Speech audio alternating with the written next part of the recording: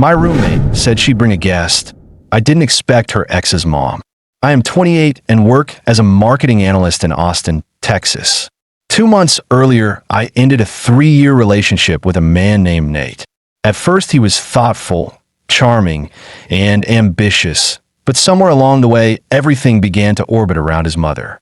Sunday dinners at her house were not optional.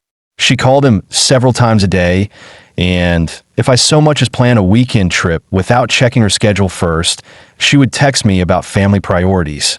She commented on my clothes, criticized my career choices, and even suggested that we set our wedding date before he proposed. When I finally told Nate I needed distance, he told me I sounded exactly like his mother when she was upset. That sentence ended everything.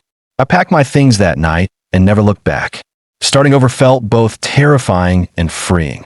I found a new apartment through a Facebook roommate group and met Kara, a 27-year-old nurse who seemed like a breath of fresh air. She was cheerful, funny, and claimed she was finished with toxic men. We signed the lease within a week, and for the first month, everything felt peaceful. Kara worked long shifts, but on her days off we cooked together, swapped stories about our breakups, and turned quiet evenings into mini therapy sessions over cheap wine. The apartment became our safe zone, a place untouched by the drama of our past relationships. Little by little, life began to stabilize. I started jogging before work, stopped stalking Nate's social media, and even redecorated my bedroom with bright colors instead of the neutral tones he used to prefer. Kara and I laughed about the men we used to date and promised ourselves that the next time we would choose partners who acted like adults instead of projects. For the first time in months, I felt like I could breathe. Then, one Thursday evening, Kara mentioned casually that she planned to have a dinner guest over on Saturday. She said it was someone who had helped her during her breakup, someone older and kind. I thought nothing of it. I liked the idea of having company, so I volunteered to cook something nice. I went shopping that morning, picked up pasta, garlic bread, and a bottle of red wine. I wanted to make a good impression because it felt good to be part of a normal life again. By 7 that night, the apartment smelled of tomato sauce and candles. Kara was finishing her hair in the bathroom, music playing softly in the background. She called out that her guest should be arriving any minute and asked if I could answer the door while she got ready. I said sure, still humming along to the song on the speaker, holding the bottle of wine in one hand and a kitchen towel in the other. When the doorbell rang, I wiped my hands and walked toward it with a smile. The hallway light spilled across the floor as I turned the handle. The next few seconds stretched like slow motion. Standing there was a woman I knew far too well, Nate's mother. She was dressed exactly as I remembered, every detail as sharp as a memory I never wanted back. The pearl earrings glistened under the light. Her tailored jacket looked expensive, and her perfume was the same floral scent that used to linger in Nate's car after every visit. Her eyes swept over me from head to toe, pausing just long enough to remind me that she still believed she held the upper hand. My grip on the bottle tightened. The words stuck somewhere between my chest and my throat. She tilted her head slightly, a polite smile curling into something colder. She said that it was such a coincidence to see me again. Her voice carried that same sugary tone that always hid an edge of condescension. I forced myself to stay composed, but my pulse thudded against my skin. In that instant, I understood this was no accident. There was no universe where she had simply appeared at my door by chance. She had found me, or perhaps she had known all along that Kara was her son's ex-girlfriend too.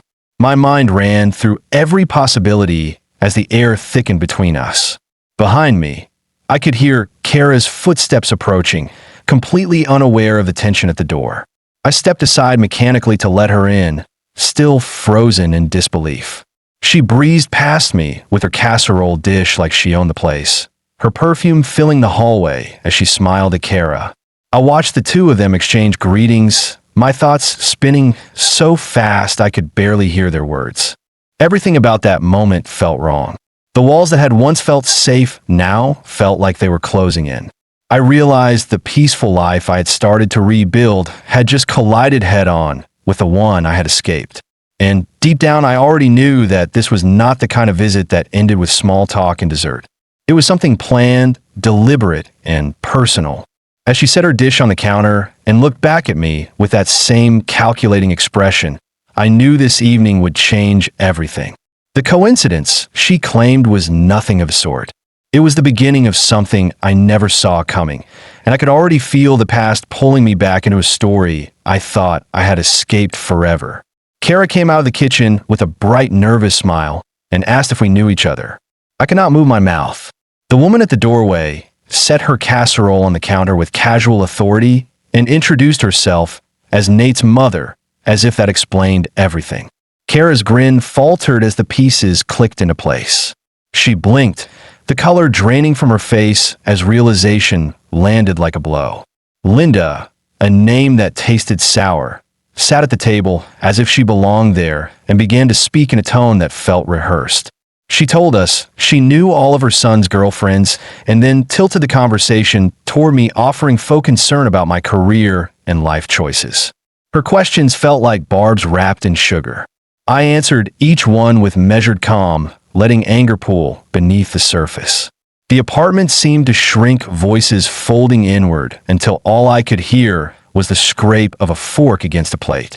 Kara tried to steer the conversation away, apologizing for the awkward coincidence and explaining that she had met Linda at the hospital where she volunteers.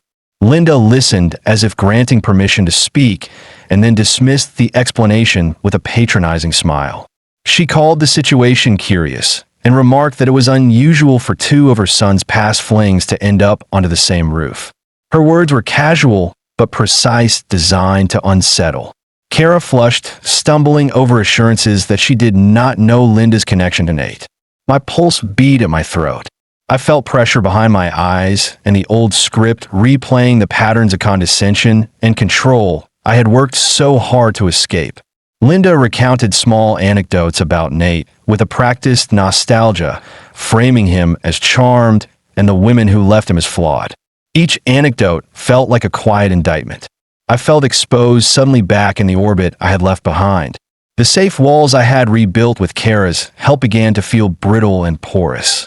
When Linda suggested that men like her son did not come around twice, the apartment tilted. Kara whispered that this seemed strange, that she had no idea Linda would be so blunt. Linda's laugh tinkled through the room, light and contemptuous, and I could feel the air thicken with a familiar shame. It was not the shame of regret, but the old humiliation of being judged by someone who saw me as temporary, a placeholder in a story that belonged to someone else. I set my fork down in a careful motion that felt like reclaiming a small piece of myself. I asked what Linda intended to accomplish by showing up uninvited. She answered with a line about catching up and reminding Kara what she had lost. The sentence landed like an insult wrapped in a courtesy bow. Kara's eyes widened in disbelief. Silence settled heavy and decisions pressed close. Standing up felt like stepping into sunlight after a long gray winter. I told them that dinner was over and that I would not remain in my home while someone used it to reopen an old wound. Linda raised a cool eyebrow and suggested I was running away again. I met her stare and said that I was leaving before I ruined her casserole, and my voice did not shake. I grabbed my keys, felt the leather warm against my palm, and walked out into the night. I did not slam the door. I did not shout. I simply left, and the night swallowed the apartment behind me. The morning after that chaotic dinner, the apartment felt like a storm had passed through it. I was halfway through packing some clothes for a weekend escape when a soft knock came at my bedroom door. Kara stood there holding 2 cups of coffee and a face full of guilt. She spoke quickly, her voice trembling as she explained that she had no idea who Linda really was. She said she had met her months ago while volunteering at the hospital. Linda had told her she was single, charming, and recently retired. They had stayed in touch because she seemed funny and supportive, especially after Kara's breakup. I watched her twist the cup in her hands, desperate for me to believe her. I could see in her eyes that she was telling the truth. She told me that after I stormed out, Linda's mask had slipped completely. The warmth vanished, replaced by pure venom. Linda called her naive and claimed that no woman would ever be good enough for her son. Kara said she froze for a moment, stunned that someone she had admired could turn so cruel. Then she stood her ground, told Linda to get out, and locked the door behind her. The casserole dish sat untouched on the counter until Kara dumped it straight into the trash. Listening to her made me feel both angry and oddly relieved.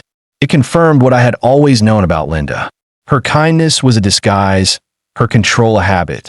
I told Kara that I didn't blame her, but I couldn't stay in the same space anymore. The walls of that apartment had soaked in too much of the past. I needed air, distance, silence. By noon, I had made up my mind. I blocked Nate on everything, deleted Linda's number, and opened my laptop to browse new listings. The apartment lease was in my name, so I offered Kara a week to figure out her next step.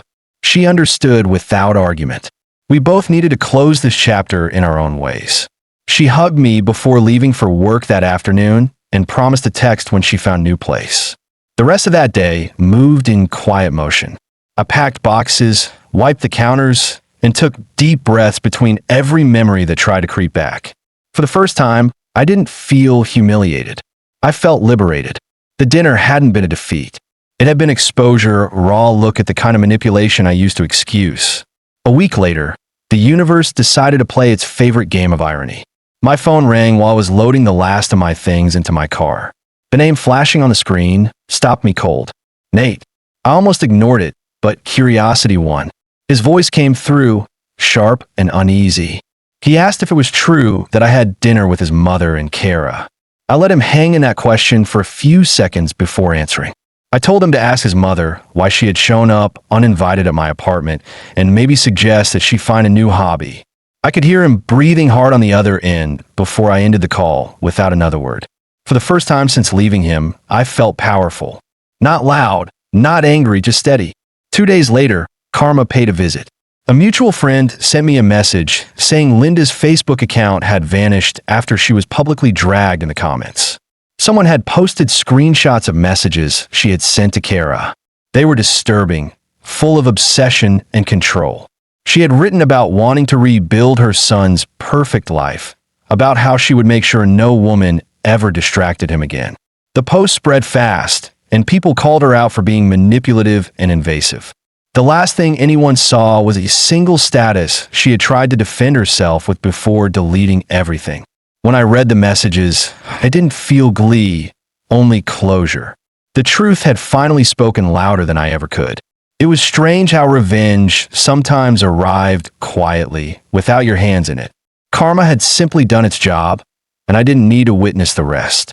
That night, I sat on the floor of my half-empty living room, surrounded by boxes and silence. I poured myself a glass of the same wine I had bought for that disastrous dinner and toasted a piece. The world outside my window glowed with streetlights and possibility. I realized that moving on was not about starting over with someone new. It was about removing every trace of the people who thrived on chaos. Linda had tried to remind me that her son was a prize.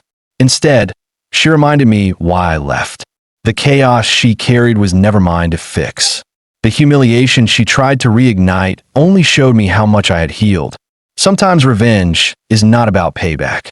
It is about standing so far above the mess that you can finally see how small it really was. 3 months later, life feels completely different. My new apartment is smaller, but it glows with morning light through wide windows that open to a quiet street lined with trees. I traded the noise of my old place for calm and space to breathe. Every corner carries something intentional plant. I actually water a stack of books. I chose for myself a soft rug that muffles footsteps instead of arguments. I started a new job at a marketing firm downtown, and the change has given me more than a paycheck. It gave me rhythm again. The people there treat me with respect, and no one demands explanations for every decision I make. I walk to work with headphones in and coffee in hand, feeling like I reclaimed my own soundtrack. Therapy became a standing appointment every Tuesday evening. At first, it felt awkward to speak about everything that had happened to someone who had never met me before. But week after week, the words came easier. I learned that boundaries were not walls, but invitations to peace. My therapist told me healing is not about forgiving those who hurt you first, but forgiving yourself for staying too long. Each session left me lighter. I began sleeping through the night without jolting awake to phantom vibrations from a phone that no longer buzzed with drama. The silence was not lonely anymore. It was a reward. Dating is the one area I approach with caution. I have met a few people, but I take my time now. I listen more than I explain. I notice the small things that used to slip past me in the rush to please someone else. When someone calls too much or asks questions that feel invasive, I recognize the red flags early. I no longer confuse persistence with affection. Instead, I pour energy into friendships that make me laugh and hobbies that remind me who I am outside of anyone's approval. Hiking on weekends has become my version of meditation. The trails outside Austin stretch for miles, and each step feels like proof that I have moved on both literally and emotionally. One quiet morning, a message from Kara lit up my phone. She sent a photo of a white wooden sign staked in front of a suburban house. The words "for sale" stood bold against the grass. She added a small note saying it looked like Linda was finally moving on. I stared at the image for a long time before replying. I told her good for her, because I was too. The simplicity of those words felt like closure folded neatly inside a text message. Kara wrote back that she was proud of me and that she had started seeing someone kind and grounded. For the first time since that night, I smiled, thinking of her not with guilt, but with gratitude. Sometimes memories of that dinner still drift into my mind when I least expect them. The sound of the doorbell or the smell of baked tomatoes can transport me back to that night when I opened the door and faced the ghost of my past standing in a stranger's smile. But the feeling is no longer fear or humiliation. It is quiet recognition that I survived something meant to pull me backward. What once felt like an ambush now feels like a warning that turned into wisdom. The universe has its strange way of signaling that a chapter is over. It does not always whisper through signs or subtle changes. Sometimes it shows up right on your doorstep, wearing pearl earrings and carrying a casserole. It forces you to confront what you have outgrown and dares you to choose peace over reaction. That night, I closed the door, both literally and spiritually, and it has stayed closed ever since. Peace, I learned, is not something that arrives when people stop crossing your boundaries. It arrives when you stop leaving the door open for them to try. My life now is proof of that lesson. Every sunrise through my window reminds me that some endings are not tragic at all. They are simply the start of breathing without fear.